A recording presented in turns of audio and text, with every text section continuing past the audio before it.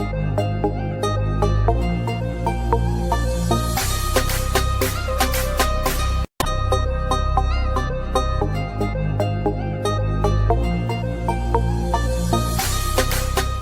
Hind, Vande Mataram. Dear student, स्वागत है आपका आपके अपने यूट्यूब लर्निंग प्लेटफॉर्म माई डी यू यूनिवर्सिटी पे।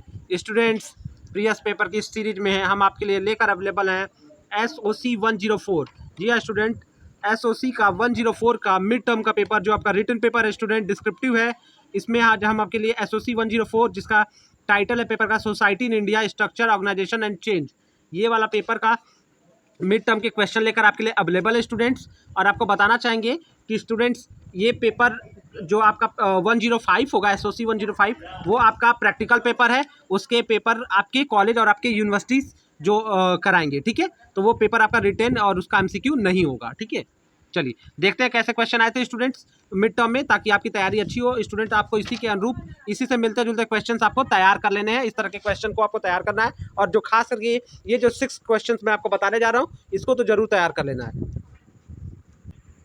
जो पहला क्वेश्चन आया था वो कह रहा है, discuss the major provision enshrined in the constitution of the India for tribal upliftment. यानी कह रहा है हिंदी में, जनजातीय उत्थान के लिए भारतीय संविधान में निहित प्रमुख प्रावधानों की विवेचना करिए। तो ठीक है, तो स्टूडेंट जनजातियों के उत्थान के लिए भारतीय संविधान में क्या क्या प्रावधान, क्या क्या अनुच्छेद बने हैं, उसके अंतर्गत कैसे उनके उत्थान को, उनके एजुकेशन, उनके शिक्षा, उनके स्वास्थ्य की व्यवस्था की गई है, ये सारी बातों को आपको बताना है। स्टूडेंट बताना चाहूँगा कि इस पेपर के इस वीडियो में हम बस आपके लिए क्वेश्चंस लेके आए हैं। इनका सोल्यूशन हमने अपने टेलीग्राम ग्रुप पे अपलोड किया हुआ है, आप वहाँ से जाके देख सकते हैं। चाहे तो अपनी बुक से या इंटरनेट की मदद से भी इस क्वेश्चन के आंसर आप ढूंढ सकते हैं। चलिए स्टूडेंट, हमारे टेलीग्राम और व्हाट्सएप ग्रुप का लिंक हमारे वीडियो के डिस्क्रिप्शन में रहेगा। चलिए देखते हैं दूसरा क्वेश्चन। वो कह रहा है, चेंजिंग इनटू क्लास, क्या कास्ट क्लास में बदल रहा है, यानी क्या जाति वर्ग में परिवर्तित हो रही है, विस्तार से बताइए। तो जो सेकंड क्वेश्चन है आपका यही है जो आया था प्रीवियस बार, कि is caste changing into class, ठीक है। तो क्या जाति वर्ग में परिवर्तित हो रही है। तो स्टूडेंट ये तो आप जान रहे हैं कि जाति को एक बार किसने बंद वर्ग कहा है, ये भी क्वेश्चन आप कमेंट में मुझे बता सकते हैं आंसर। और जाति वर्ग में जो है बदल रही है, इस बार ये मतलब इसको आपको समझाना है कि कैसे ये प्रक्रिया चल रही है, ठीक है, बिल्कुल बदल रही है। तो अगला क्वेश्चन जो आया था वो कह रहा है कि what do you understand by Indological perspective, यानी भारतीय शास्त्रीय परिपेक्ष से आप क्या समझते हैं। और आगे कह रहा है दूसरा क्वेश्चन इसी में, how is this perspective helpful in understanding Indian society, यानी भारतीय विद्या शास्त्रीय परिपेक्ष से आप क्या समझते हैं, यह परिपेक्ष भारतीय समाज को समझने में किस प्रकार सहायक है। तो ये आपका तीसरा क्वेश्चन है स्टूडेंट। तो भारतीय विद्या शास्त्रीय परिपेक्ष क्या है, पहले ये आप बताएंगे, इसके कुछ मुख्य फीचर्स यानी विशेषताओं को आप बताएंगे, और फिर आप बताएंगे कि भारतीय समाज को समझने के लिए भारतीय विद्या शास्त्रीय परिपेक्ष किस प्रकार सहायक है, अनिवार्य है, इससे क्या कैसे हमको अध्ययन करने में, सटीक अध्ययन करने में और समाज को सटीक तरीके से समझने में मदद मिलती है। चलिए नेक्स्ट क्वेश्चन जो आया था स्टूडेंट, कि discuss the impact of the industrialisation on joint family in India. तो क्वेश्चन ये बहुत आसान था स्टूडेंट, अगर आप थोड़ा सा भी दिमाग लगा के करेंगे तो इस क्वेश्चन को आप आराम से कर लेते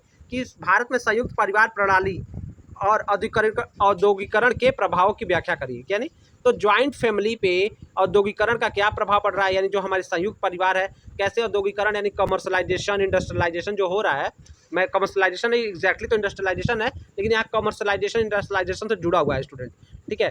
तो व्यवसायीकरण हो रहा है, इंडस्ट्रियलाइजेशन हो रहा है, औद्योगिकरण हमारे भारत में संयुक्त परिवार को वो कर रहा है, प्रभावित कर रहा है, कैसे परिवार में डिस्टर्बेंस क्रिएट कर रहा है, कैसे मतलब चीज़ों पे निर्भरता बढ़ रही है, ठीक है। तो इस सारी चीज़ों को आपको अच्छे से बताना होगा स्टूडेंट। जो फिफ्थ क्वेश्चन आया था वो कह रहा था, analyse the Malthusian theory of population. तो जो ये पॉपुलेशन के संदर्भ में जो माल्थस है, जिसने माल्थुसियन थियरी जो दिया हुआ है, ये बहुत पॉपुलर थियरी है, ठीक है। तो स्टूडेंट इसको आपको बताना है, ठीक है, कि इसमें ये थियरी क्या है, इसमें क्या किन किन बिंदुओं को रखा गया, क्या कवर करता है, मतलब प्रमुख विशेषताओं के और इसके कुछ क्या दोष हैं और क्या लाभ है, ये सारी चीज़ों को आपको बताना है, ठीक है। तो स्टूडेंट जो छठवां और लास्ट क्वेश्चन आया था वो, elucidate the recent changes taking places in the marriage institution of in India, यानी भारत में विवाह संस्था में हो रहा है अभिनव परिवर्तन को बताइए। तो कैसे कैसे मैरिज सिस्टम भारत में चेंज हो रहा है, विवाह की प्रक्रिया या वैवाहिक परंपरा कैसे भारत में चेंज हो रही है, इसको आपको अच्छे से बताना है। तो इसमें बताना है कि क्या क्या हो रहा है, कैसे विवाह नए नए तरह, जैसे कोर्ट मैरिज है, अरेंज मैरिज है,